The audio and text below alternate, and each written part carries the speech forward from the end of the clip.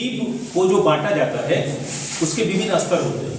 यहाँ जो हम बात कर रहे हैं यह हमारा क्या है, यह उत्सर्जन। उत्सर्जन क्या होता है, जीव शरीर से वर्ज्य पदार्थ का बाहर निष्कासन, उसे क्या कहते हैं, उत्सर्जन। तो उत्सर्जन के आधार पर जीवों को 3 भाग में बांटा गया है।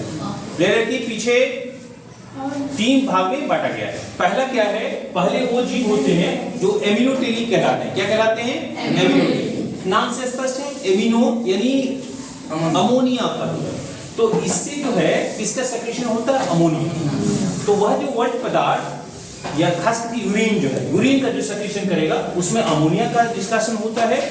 अमोनिया का सूत्र क्या होता है, NH3। और यह जो है जलीय जीव जो एक्वेटिक एनिमल्स है, एक्वा मींस क्या होता है, जल। तो एक्वेटिक एनिमल्स जो है जिसमें कि मछली है, मेढक है, या इस तरह के जो जीव हैं उसमें जो सेक्रेशन होता है वह अमोनिया का होता है, इसीलिए वो जीव क्या कहलाते हैं, एमिनोटेलिक। दूसरा हमारा है यूरियोटेलिक।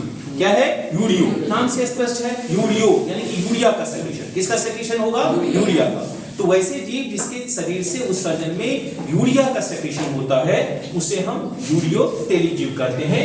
उसमें जो है कौन हो सकता है, हम लोग होते हैं, मनुष्य जो है।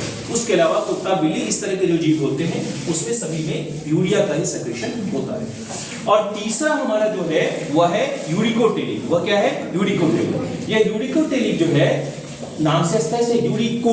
देखो यहाँ यूरियो, वहां है यूरिको, यानी कि यूरिक एसिड। किसका सेक्रेशन हो रहा है, यूरिक एसिड का। तो यूरिक एसिड का जिस जीव में सेक्रेशन होगा उसे यूरिकोटेलिक कहते हैं। और यह किसमें होता है, पक्षियों में होता है।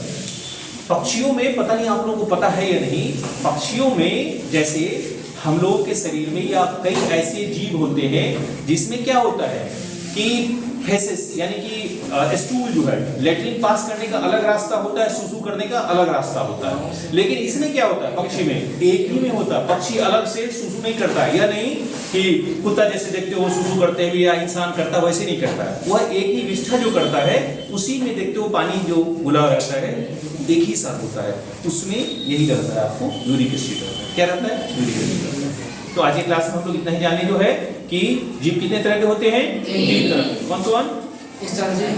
एमिनोटेलिक, यूरियोटेलिक और यूरिकोटेलिक। किसके आधार पर, उत्सर्जन। इतना समझ गए। फिर किसी दूसरे दिन दूसरे वीडियो के साथ फिर उपस्थित होंगे। तब तक के लिए